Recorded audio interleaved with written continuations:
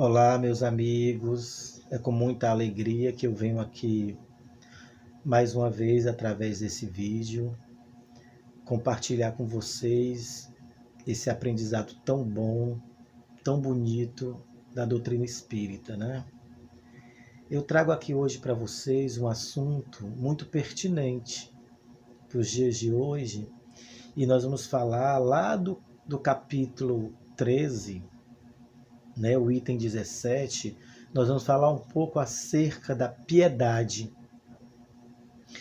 E eu posso até falar para vocês, com essa minha visão de olhar para as coisas com olhar artístico, que eu lendo esse capítulo, ele soa para mim quase como um poema, né?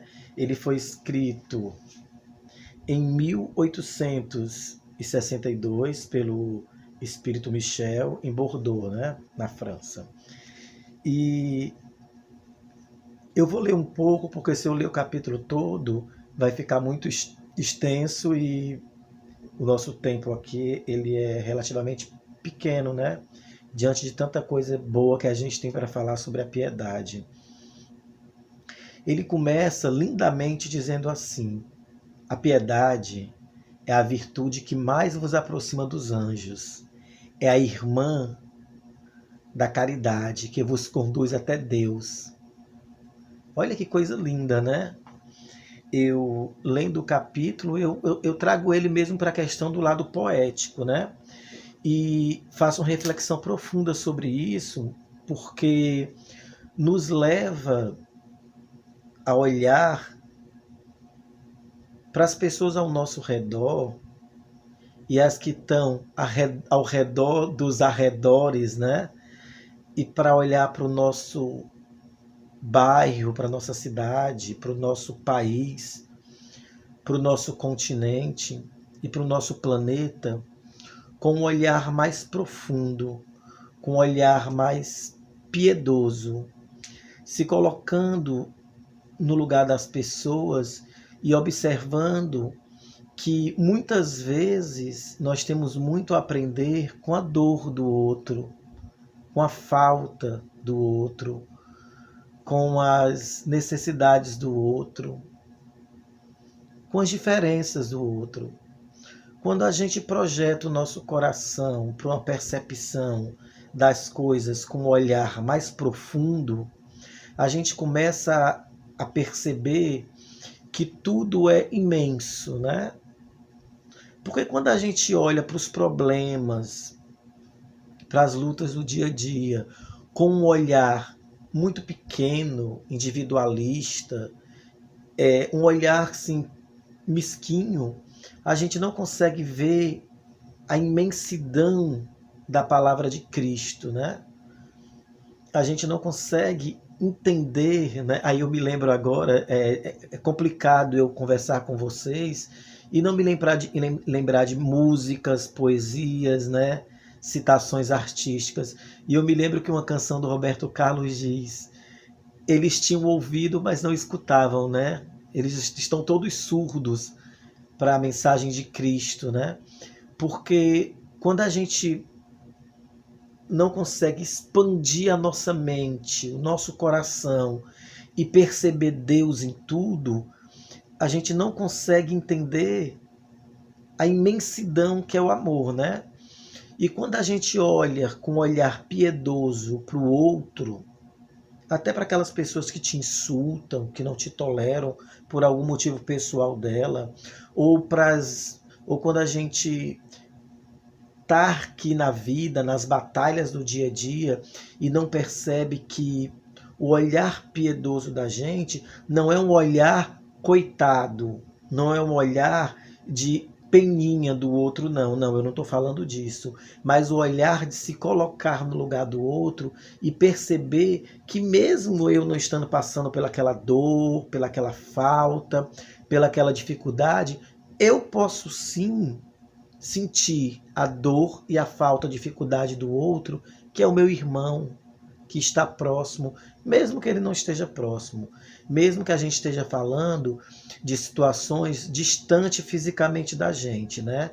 Infelizmente, nós vivemos momentos muito difíceis, momentos tenebrosos, né? De muita dificuldade nas relações sociais, com esse problema da pandemia, com uma série de coisas que está acontecendo no nosso país, em outros países, onde se vê racismo, diferença social gritante, onde se vê pessoas se achando melhor do que as outras pela cor, pela quantia de dinheiro que tem, pelas posses que tem.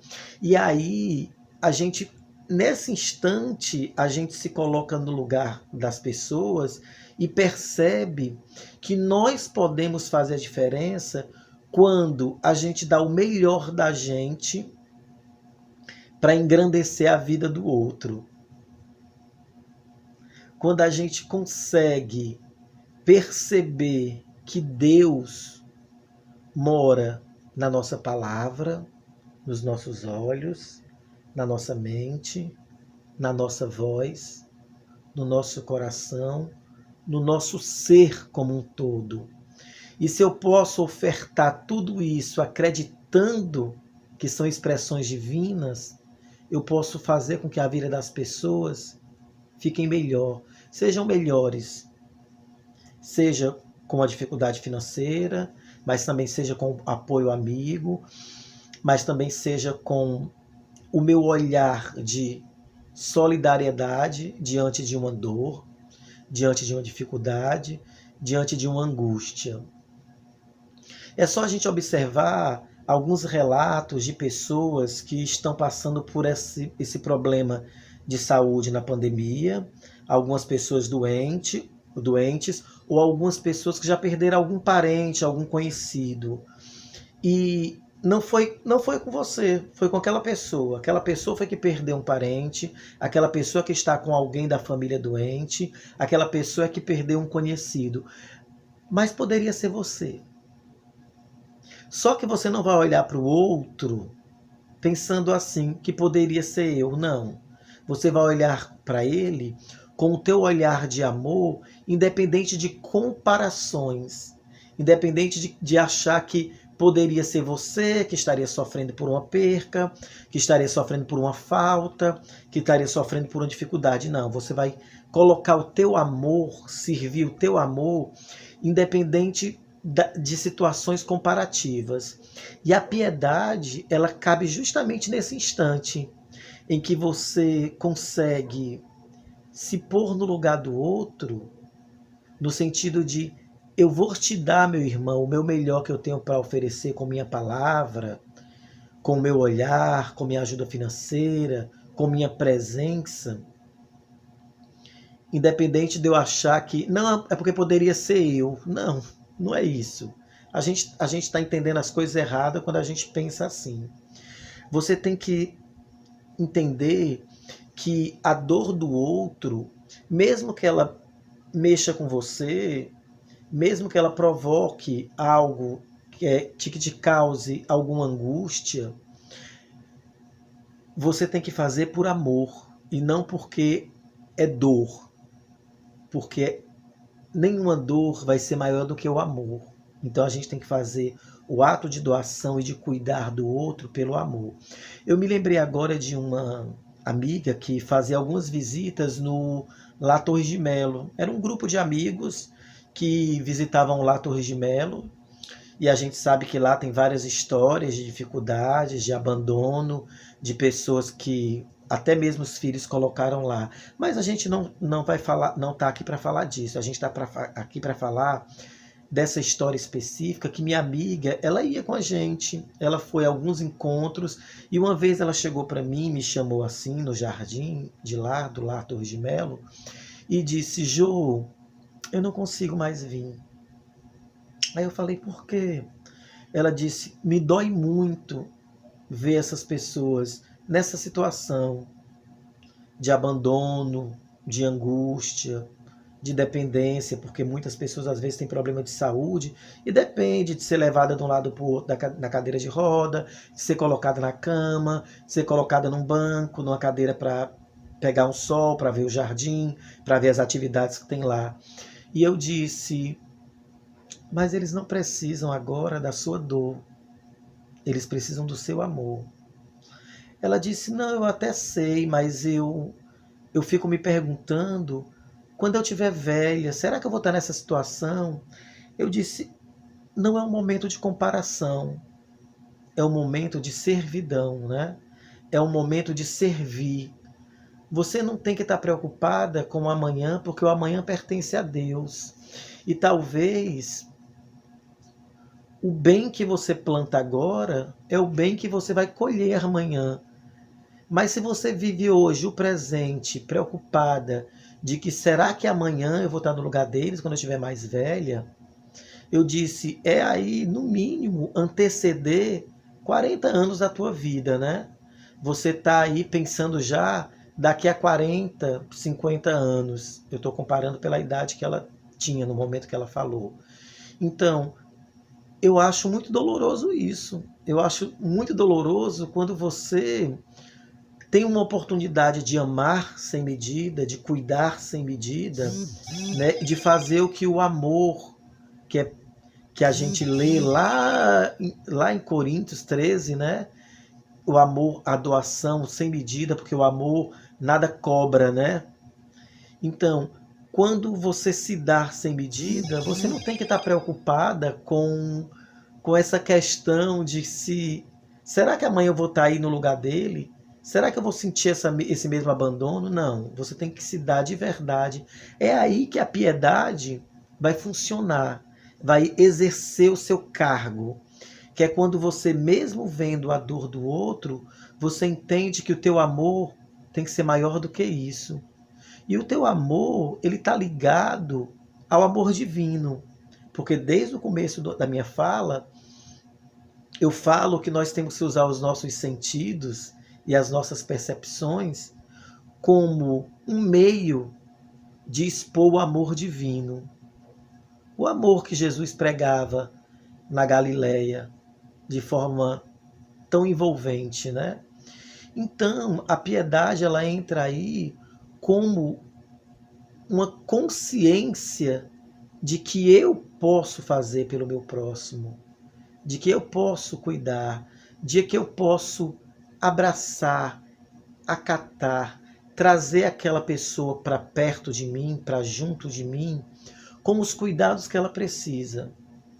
Eu nunca vou poder olhar para o outro e cuidar dele porque ele está doente, ou querer dar um conselho porque ele está passando por um momento difícil, onde eu me coloco numa posição superior a essa pessoa.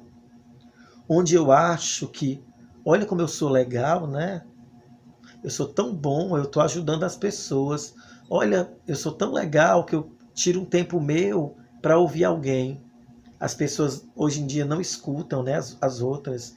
Olha como eu sou uma pessoa boa, eu estou estendendo a minha mão para fulano e cicrano. Não, você está fazendo errado se você pensar isso, porque a piedade ensina a gente, a verdade da piedade, ela ensina a gente que todas as atitudes e toda a nossa energia, ela tem que ser usada com a profundidade do amor, sem que a gente imagine que isso tem um preço, que isso tem um valor e um pagamento em troca, porque não tem, não tem. Nós temos que semear o bem sem estar preocupado se aquilo vai voltar para a gente. Uma vez eu me lembrei de uma história agora que muito interessante, que uma vez essa história foi inesquecível para mim e ela marcou assim uma fase muito grande de mudança na minha cabeça, de perceber as coisas divinas, né?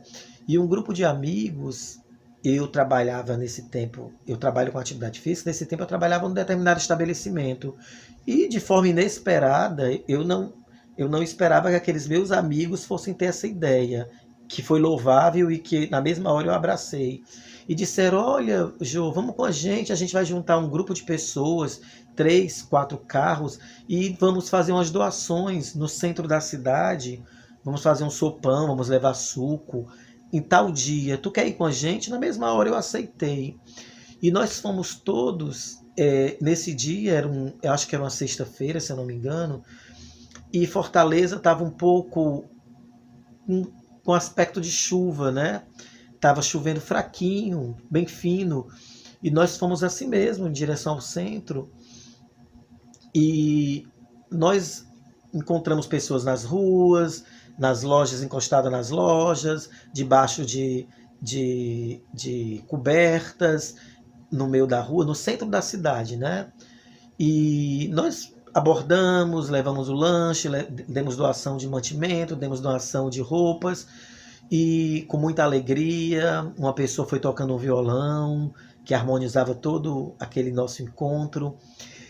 E a gente já estava quase no finalzinho do nosso trabalho daquele dia, que foi muito gratificante. E nós encontramos lá no final, já ali na próxima praça da estação, um carroceiro, um rapaz da reciclagem, né? Tava ele, aparentava ser a esposa dele, e a gente parou, né? E ofereceu as coisas, tudo. Ele tomou um suco. Aí ele disse: pessoal, não dá para vocês irem ali no final dessa rua?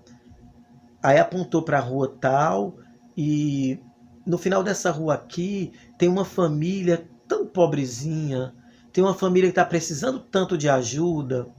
Eu achei aquilo de uma gentileza, de um carinho, de um olhar piedoso para alguém que ele achava que precisava muito mais do que ele.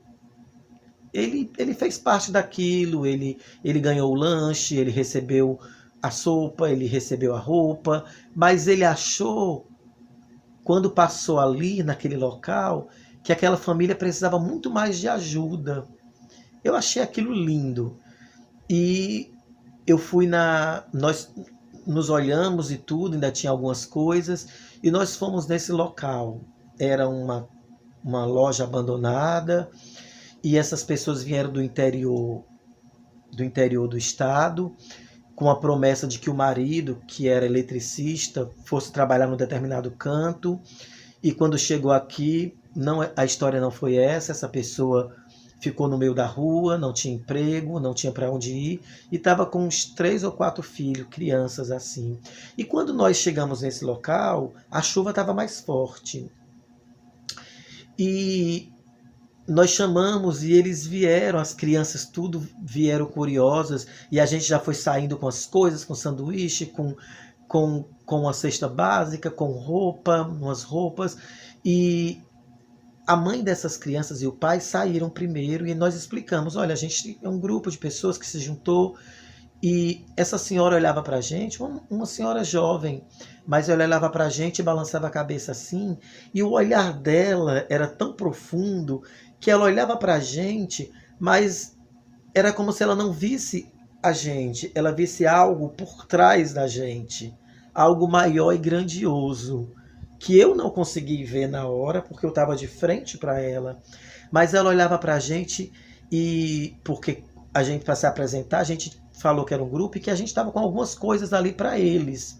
Perguntou se eles estavam com fome, se eles queriam suco, se eles queriam cachorro quente, e ela olhava para a gente e só dizia assim: meu Deus, meu Deus. E é como se uma luz muito forte viesse por trás da gente e iluminasse os olhos dela. Nessa hora eu percebi isso. E ela só dizia assim: meu Deus. E a gente disse assim: pois é, de coração, a gente espera que vocês aceitem. Aí ela pegou e disse: meu filho, eu estava ali rezando que acontecesse alguma coisa para a gente dar de comer essas crianças, porque a gente veio do interior, e resumiu a história, e nós não temos nada. E aí as crianças já correram, né, com aquela alegria, com aquele brilho nos olhos, e nós saímos daquele local, mesmo já tendo encontrado outras pessoas em outras situações, mas nós saímos daquele local radiantes de felicidade. É como se aquela energia que eu percebi nos olhos dela, mas que ela via algo muito maior, que talvez fosse uma luz muito maior, essa energia parece que limpou a gente, lavou a nossa alma, fez com que a gente percebesse que a gente podia fazer muito mais, né? Aquele carroceiro que a gente encontrou seria a última pessoa, pelo que a gente combinou, ele seria a última pessoa que a gente ia encontrar e depois ia dar a volta e ir embora. Mas de uma forma mágica, né? Que só o Criador sabe como fazer e usar as pessoas certas na hora certa, ele disse: gente, dá para vocês ir ali, que tem um pessoal precisando tanto de ajuda, tem uma senhora com os filhos que está precisando comer. Aí, quer dizer, aquele carroceiro fez com que a gente chegasse até aquele local. E a gente pensava que tinha mantimentos para eles, mas quem alimentou eles, quem alimentou a nós foram eles, com as palavras de fé e de luz. Porque ela disse que rezou e pediu a Deus que alguém aparecesse, né? Alguma coisa para alimentar aquelas crianças. E ali eles tinham comida suficiente para passar uns 2 ou 3 dias, além dos mantimentos que a gente entregou, né?